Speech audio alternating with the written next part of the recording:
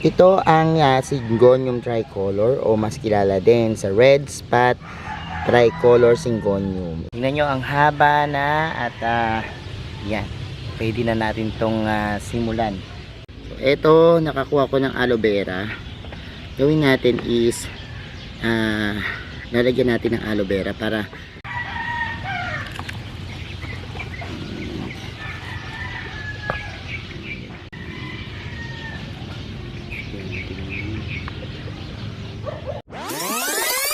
Hello everyone, this is Sir Misunaw, Mini Dino Park in Eco Garden, and welcome back sa ating YouTube channel. And for today's video, ano ba gagawin natin?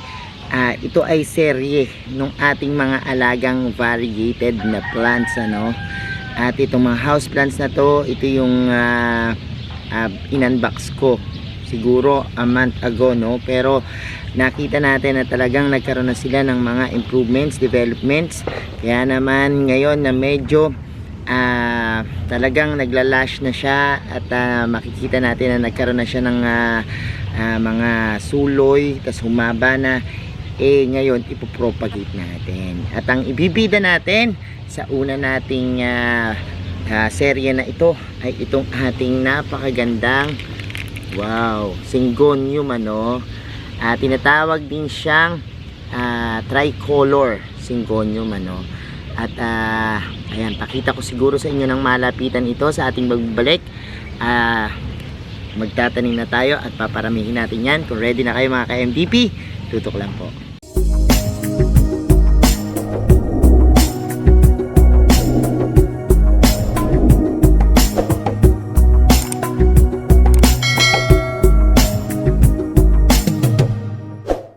And we're back mga ka-MDP. Nandito na nga yung ating unang i-featured na halaman, itong Syngonium tricolor o red spot syngonium yung tawag sa kanya, red spot tricolor.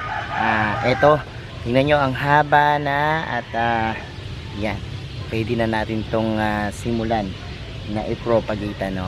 At maganda yung itsura nito. Pakita ko siguro ng malapitan sa inyo para mas ma-appreciate nyo yung ganda niya. Ito ang Syngonium tricolor o mas kilala din sa red spot tricolor syngonium. Ito ay lahi ng mga arrowhead, no, na plants at meron siyang mga lobes na tinatawag. Ang kadalasang makikita natin to variegated, may mga iba't ibang pinaka-design sa dahon, probably mga green lang and yellow, but this one, ito yung variety na may halong pink, no? Kaya siya tinawag na red spot, ano? Parang merong shade of red pero pink siya na mas light. Ayan yung kulay niya. And tricolor siya kasi ang kulay niya is yun yung shade of red, yung pink na light, tapos yung green tsaka yung white, no? At yan, katulad din ng iba, ito humahaba din po siya. Climbing plants or crawling plants na tinatawag, ano, dahil umahaba po siya, nagkakaroon siya ng runs, tapos nagkakaroon siya ng panibagong mga tubo. Napakadali lang alagaan ng mga syngonium. Isa sa mga plants na kapag iniwan mo lang, mag-thrive na at madaling kumapal, no? Bihira po yung mga ganito, medyo rare yung mga ganitong may kulay. Nakikita natin kung pink lang, pero maganda kasi dahil nadidevelop yung iba't ibang mga variations kapag halimbawang tumagal at dumami itong syngonium natin. Look, ayan, o, yung kanyang mga runners ay nakakabuo po ng mga panibagong baby, nagkakaroon po ng nodes, tapos mga aerial roots. Ito, maganda rin siyang pakapitin, pero today ang gagawin natin is ipopropagate na natin sila agad, ano, kasi maraming nagre-request sa akin na bentahan ko sila, paamutin itong mga halaman na yan para mas mapabilis yung paglaki niya at mapadami natin kaagad siya. Gagawa tayo ng propagations, ano. Ikakat natin yan, 1, 2, 3, 4, 5. limang mga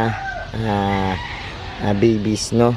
So yan ang gagamitin natin na lupa. Siyempre kailangan pag mas baby pa medyo maingat tayo. So itong bulok na ipa, tapos hahaluan natin itong moss, no? Yan, para medyo ma-moisture yung kanyang potting mix, nang sa gayon madali siyang tubuan. Tapos gagamit din tayo mamaya ng aloe vera. Kukuha siguro ko kasi ito yung mga maliliit, no, tsaka gunting. So yun lang yung mga gagamitin natin para maparami natin to. And makakagawa tayo dito base sa nakita ko. Yan, 5. Isa, ito, 2, 3, 4. Ito isa. Yan, tapos ito pa. Ganda ng mga kulay nila, no? Ang gaganda ng mga kulay ng mga yan. And simulan na natin. Kuha muna siguro ako ng aloe vera para yun yung gamitin natin na pampaugat sa kanila. Okay, mag-start na tayo at yan, simulan na natin itong ating pagkakat muna nitong ating syngonium, ano? So, tingnan muna natin itong mga natin dito. So, pakita ko sa inyo yan. Ito ang dikat. So, ang ikakat natin dyan, itong pinaka yan, dulo na to, no? Actually, nakatanim na siya sa lupa. So, cut lang natin siya. Ayan. And, ito na yung ating mother plant. Ayan, maiwan lang yan. So, tabi na muna natin yan. Tapos, ayan, pakita ko siguro sa inyo. Baba natin yung camera para mas makita nyo. And, ayan. So, ito, nakakuha ko ng aloe vera. Gawin natin is, lalagyan natin ng aloe vera para mas ma-activate yung kanyang pag-uugat, no?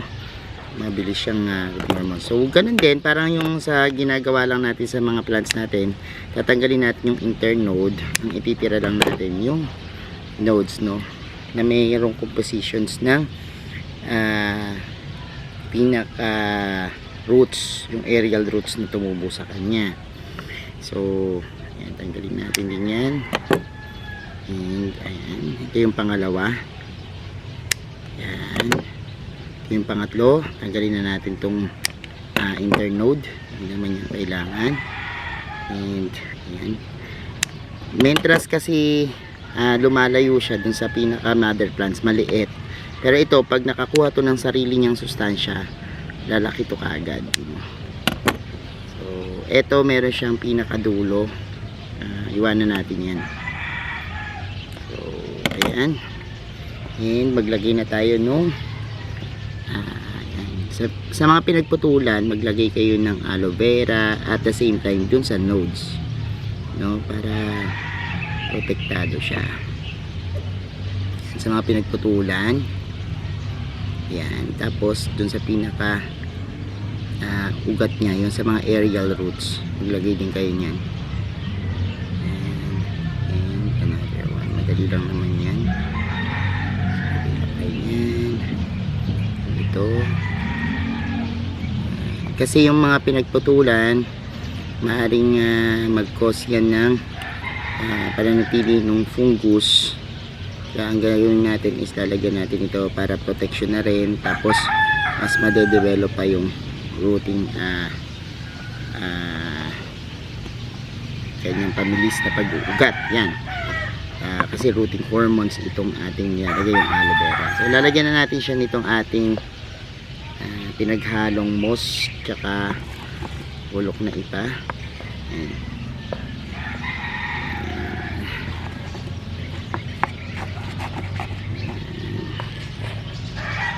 Lalagyan natin dyan.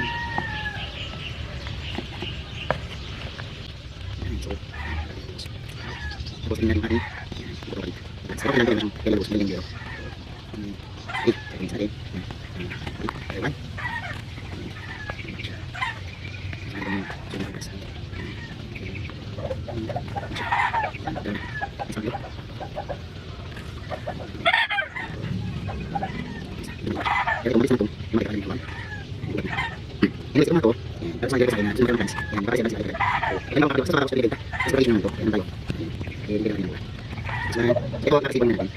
Yung siguro siya. Medyo lang. And last one. Isa lang.